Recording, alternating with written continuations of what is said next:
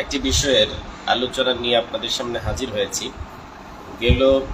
গত দিনে আমাদের বর্তমান অন্তর্বর্তীকালীন সরকারের প্রধান উপদেষ্টা ডক্টর মোহাম্মদ ইউনূস সাহেব তিনি এক সুন্দর বার্তা দিয়েছেন, এক আশার আলো যে আগামী ঈদের আগে আগে বাংলাদেশের একটা উল্লেখযোগ্য শরণার্থী রোহিঙ্গাদেরকে তিনি তাদের দেশে পাঠানোর ব্যবস্থা করবেন।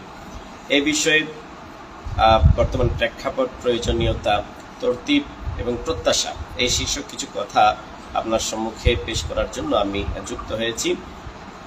এই বিষয়ে এক নম্বর যে বিষয়টা নিয়ে আমাদের আলোচনা, রোহিঙ্গা, তো এদের একটুখানি ইতিহাস আমি আপনার সামনে তুলে ধরছি।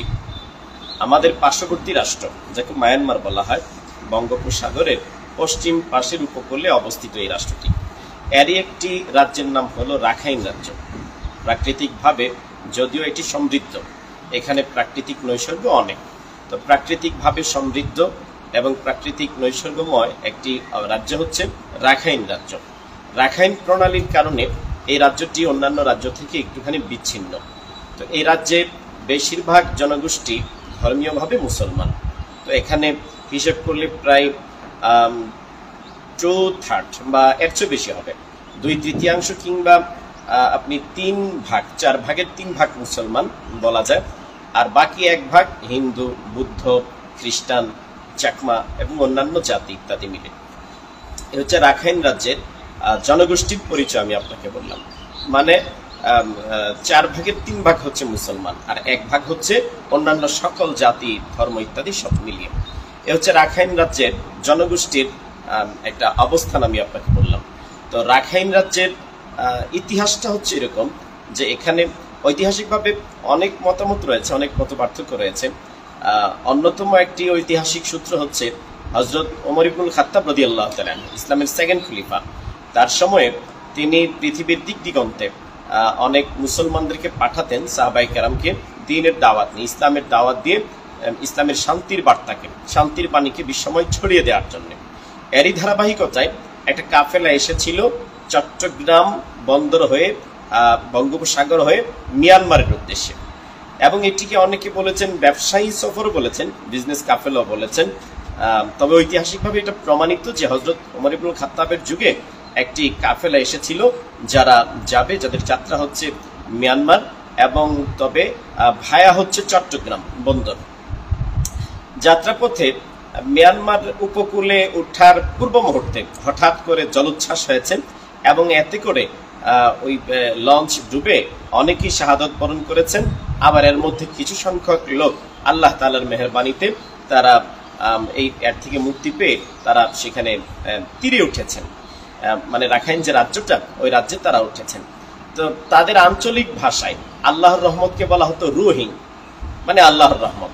তো এই যে আল্লাহর রহমতে কিছু লোক বেঁচে গেছেন এবং তারা এখানে বসবাস শুরু করেছেন, ওই নাম অনুযায়ী, ওই ঐতিহাসিক সেই শব্দ রোহিং অনুযায়ী এদেরকে নাম দেওয়া হয়েছে রোহিঙ্গা বলে। এর থেকে খুবই স্পষ্ট যে এই রাখাইন রাজ্য যে রোহিঙ্গারা আবাদ করেছে এটা হচ্ছে মুসলমান। এদের মধ্য দিয়ে এখানে আবাদ শুরু হয়েছে, মুসলমান জনগোষ্ঠীর বসবাস শুরু হয়েছে, এবং এর মধ্য দিয়ে মুসলমানদের এই অঞ্চলটাকে আবাদ করা, গৃহ নির্মাণ করা, এখানে বসতি স্থাপন করা এবং মানব বসবাসের যোগ্য করা, এটি হয়েছে। হযরত ওমর ইবনুল খাত্তাব রাদিয়াল্লাহু তাআলা আনহুর যুগের সে ঐতিহাসিক সূত্র থেকে এটা প্রমাণিত, সাহাবায়ে কেরামের মাধ্যমে এই অঞ্চলটি আবাদ হয়েছে। এই হচ্ছে রোহিঙ্গাদের পরিচয়। যদিও মিয়ানমার ব্যাপারে বলা হয় যে হযরত ঈসা আলাইহিস সালাতু ওয়াস সালামের জন্মের 400 বছর পরে মিয়ানমার রাষ্ট্রে মানুষের বসবাস শুরু হয়। এটি তো হচ্ছে পোড়া, মানে অল মিয়ানমারের ক্ষেত্রে এই ঐতিহাসিক সূত্রটি যে হযরত ঈসা আলাইহিস সালামের জন্মের 400 বছর পরে মিয়ানমারে মানুষের বসবাস ইত্যাদি শুরু হয়, এবং সেখানে তিব্বত থেকে নানান গোত্রীয় লোকজন এসে তাদের বসবাস শুরু হয়েছে। তো মিয়ানমারের একটা রাজ্য, যে রাজ্যকে রাখাইন বলা হয়, ওই রাখাইন রাজ্যের ইতিহাস হচ্ছে এখানে জনগণের বসবাস শুরু হয়েছে হযরতে ওমর ইবনুল খাত্তাব রাদিয়াল্লাহু তাআলা আনহুর জমানায়। ওই মুসলমান যারা এসেছিলেন শান্তির বার্তা নিয়ে, যারা এসেছিলেন ইসলামের বার্তা নিয়ে, যারা এসেছিলেন কিংবা বিজনেস কাফেলা আপনি বলতে পারেন, তো তাদের মধ্য দিয়ে ওই অঞ্চলটার বসতি স্থাপন হয়। এর থেকে যে বিষয়টা ঐতিহাসিকভাবে প্রমাণিত হয়েছে যে আপনি ঐতিহাসিক যে সূত্রটাকেই ধরেন, মূলত রাখাইন রাজ্যে মানুষের বসবাস এবং এটার আবাদি মুসলমানদের মাধ্যমে হয়েছে। তাই মুসলমানরা ওরা সৃষ্টিলগ্ন থেকে এই রাজ্যের মালিক, এটা তাদের ভিটামাটি, এটা তাদের আদি পিতা বাপদাদাদের ভিটামাটি, এ রাজ্যে এদের বসবাস। কিন্তু হয়েছে কি যে 1982 সালে, এবং এই ঐতিহাসিকভাবে এই কথাটা 1882 তো পাওয়া যায়, যে এখানে মিয়ানমার সরকার তারা বার্মিজ নাগরিক আইন করেছে একটা, যে আইনের মূল লক্ষ্য ছিল যে এই আইন পাশের মধ্য দিয়ে মুসলমানদেরকে এখান থেকে বের করে ফেলবে।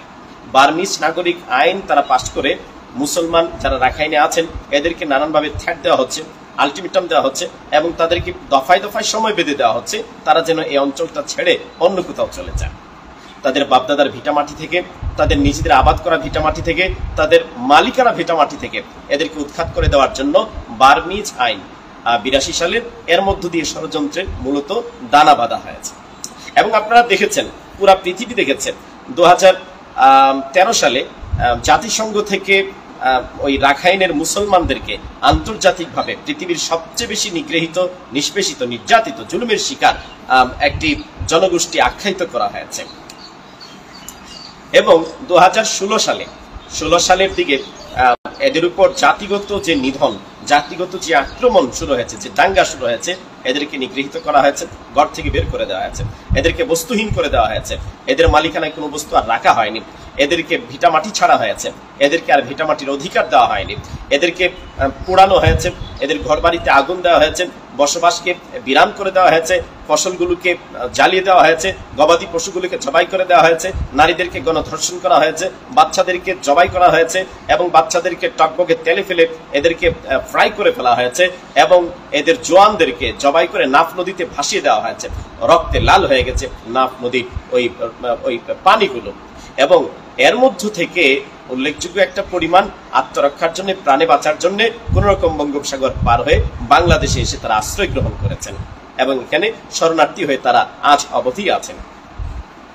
আজ পর্যন্ত আমরা আন্তর্জাতিকভাবে বৈশ্বিকভাবে এদেরকে তাদের ভিটামাটিতে ফিরে দেওয়ার জন্য, এদেরকে তাদের বাপদাদার ভিটামাটিতে নিয়ে যাওয়ার জন্য কোন রকম আশানুরূপ উদ্যোগ আমরা দেখিনি, ফলপ্রসূ কোনো উদ্যোগ আমরা এই পর্যন্ত দেখিনি, এর বিচার আমরা এই পর্যন্ত দেখিনি। আন্দোলন হয়েছে, সংগ্রাম হয়েছে, বাংলাদেশ সরকার এবং বাংলাদেশের জনগণ, বাংলাদেশের তাওহীদি জনতা, বাংলাদেশের মানবতা, বাংলাদেশের সর্বসাধারণ আন্দোলন করেছেন, মানবতার পক্ষে দাঁড়িয়েছেন, যার যার জায়গা থেকে মিছিল, স্লোগান ইত্যাদি সংগ্রাম, অনেক কিছু জনসমাবেশ, গণজমায়েত, স্মারকলিপি প্রদান ইত্যাদি অনেক কিছু হয়েছে। পৃথিবীর অন্যান্য রাষ্ট্রের মুসলমানরাও করেছেন, এবং অন্যান্য মানুষরাও করেছেন, হিন্দুরা করেছেন, অন্যান্য জাতির লোকেরা করেছেন, অনেকেই করেছেন। কিন্তু এতে করে আন্তর্জাতিকভাবে জাতিসংঘের মধ্যস্থতায় তাদেরকে তাদের ভিটামাটিতে ফিরিয়ে নেওয়ার মতো কোনো উদ্যোগ এবং ফলপ্রসূ কোনো ভূমিকা আমরা আজ অবধি দেখতে পাইনি। আজকের অন্তর্বর্তীকালীন সরকার প্রধান উপদেষ্টা ডক্টর মোহাম্মদ ইউনূস সাহেব, তিনি গতকাল, আপনারা দেখেছেন, পৃথিবী দেখেছে, মিডিয়াতে এটা খুব ফোকাস হয়েছে, যে জাতিসংঘের মহাসচিবকে নিয়ে তিনি গিয়েছেন তাদের শিবিরে, এবং তিনি বক্তব্যে তাদের ভিটামাটিতে ফিরিয়ে নেওয়ার জন্য, তাদের বাপদাদার ভিটামাটিতে তাদেরকে আবার পুনরায় সসম্মানে এদেরকে দেওয়ার জন্য তিনি আশ্বস্ত করেছেন, এবং তিনি এ ব্যাপারে একটা সুন্দর স্বপ্ন তাদের সামনে পেশ করেছেন, জাতির সামনে, পুরা বিশ্ববাসীর সামনে পেশ করেছেন। আমরা এই স্বপ্নকে নানানভাবে যদি ব্যাখ্যা করি, তাহলে এর মধ্যে 1 নম্বর, এটা মানবতার পক্ষের স্বপ্ন, এটা মানুষকে তার অধিকার প্রতিষ্ঠা করার স্বপ্ন, এটা মানুষকে তার ভিটামাটিতে ফিরে দেওয়ার স্বপ্ন, এটা মানুষকে তার বস্তু ফিরে দেওয়ার স্বপ্ন, এটা মানুষকে তার ন্যায্য পাওনা ফিরে দেওয়ার স্বপ্ন। এই অধিকারকে আমরা, এই স্বপ্নকে আমরা স্বাগতম জানাই, এবং এই সাহসী উদ্যোগকে আমরা স্বাগতম জানাই, এবং আমরা আশা করি যে অতি সত্বর এর বাস্তবতার মুখ দেখবে পৃথিবী, এর বাস্তবতার মুখ দেখবে বিশ্ববাসী, এর বাস্তবতার মুখ দেখবে বাংলাদেশ, এর বাস্তবতার মুখ দেখবে নির্যাতিত, নিগৃহীত, নিষ্পেষিত ওই রোহিঙ্গা মুসলমান জনগোষ্ঠী। রাজনৈতিকভাবে আমি আশা করছি এবং মনে করছি যে যারা মানবতার স্লোগান দেন এবং মানবতার পক্ষে থাকার জন্য অবস্থান নেন, পৃথিবীর যে কোনো রাষ্ট্রের লোক হন, পৃথিবীর যে কোনো প্রান্তের লোক হন, যে পৃথিবীর যে কোনো ধর্ম এবং বর্ণের লোক হন, আমি আশা করব যে ডক্টর মোহাম্মদ ইউনূস সাহেবের এই সাহসী উদ্যোগকে এবং মানবতা বান্ধব এই উদ্যোগকে আপনি আপনার জায়গা থেকে সর্বোচ্চ সহযোগিতা করবেন, সর্বোচ্চ সাপোর্ট করবেন। কারণ এটা মানবতার পক্ষে অবস্থান, কারণ এটা মজলুমের পক্ষে অবস্থান, কারণ এটা নির্যাতিত, নিগৃহীত, নিষ্পেষিত জনগণের আর্থমানবতার পক্ষে অবস্থান। যদি এটি বাস্তবায়ন হয়, এর মধ্য দিয়ে এই নিষ্পাপ শিশুরা যাদেরকে টকবগে আগুনে পুড়ে জ্বালিয়ে দেওয়া হয়েছে, ভাই থেকে বোনকে আলাদা করে তাকে পুড়ে ফেলা হয়েছে, বোনকে ভাই থেকে আলাদা করে জবাই করে দেওয়া হয়েছে, মায়ের সামনে বাচ্চাকে খুন করা হয়েছে, বাবার সামনে মেয়েকে ধর্ষণ করা হয়েছে, হাজবেন্ডের সামনে ওয়াইফকে ধর্ষণ করা হয়েছে, জওয়ানদেরকে জবাই করা হয়েছে। এই সমস্ত পৃথিবীর ইতিহাসে সবচেয়ে বর্বরিত জুলুম এবং নির্যাতন যাদের উপর হয়েছে, তাদের আত্মা অন্তত কিছুটা হলেও শান্তি পাবে, ফুর্তি পাবে, আনন্দ পাবে, এবং একটু হলেও এদের আত্মা থেকে দোয়া আসবে, মানুষের আত্মার দোয়া আসবে। আমি আশা করব যে ডক্টর মোহাম্মদ ইউনূস সাহেব তিনি আন্তর্জাতিকভাবে অত্যন্ত বরেণ্য ব্যক্তিত্ব, এবং আল্লাহ তাআলার মেহেরবানি, এরকম যোগ্যতা, এরকম ক্যাপাসিটি মাশাআল্লাহ তার আছে।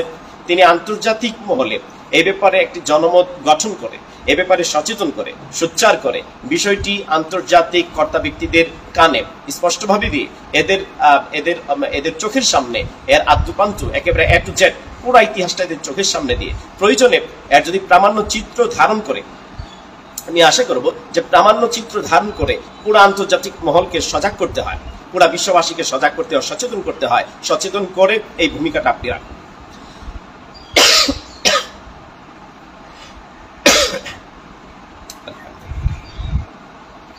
আমি আশা করব যে এই সুন্দর, এই শান্তিপূর্ণ, এই সাহসী ভূমিকাকে বাস্তবায়ন করবার জন্য যদি মুসলিম নেশন, মুসলিম জাতিসত্তা, বিশেষ করে আরব অঞ্চলে মুসলমানদের একটি উল্লেখযোগ্য পরিমাণ, তাদেরকেও আপনি সঙ্গে রাখুন, এদেরকে সচেতন করুন, সোচ্চার করুন, এদের সামনেও আপনি প্রামাণ্য চিত্রগুলো পেশ করুন, এদের সামনেও আপনি সকল ধরনের প্রমাণ, নথিপত্র সবগুলো আপনি পেশ করুন। পেশ করে আন্তর্জাতিকভাবে মানবতার পক্ষে, আর্থমানবতার পক্ষে, মাসলুমের পক্ষে, নির্যাতিত, নিষ্পেষিত, নিগৃহীত মানুষের পক্ষে ব্যাপকভাবে আপনি একটি জনমত গঠন করুন।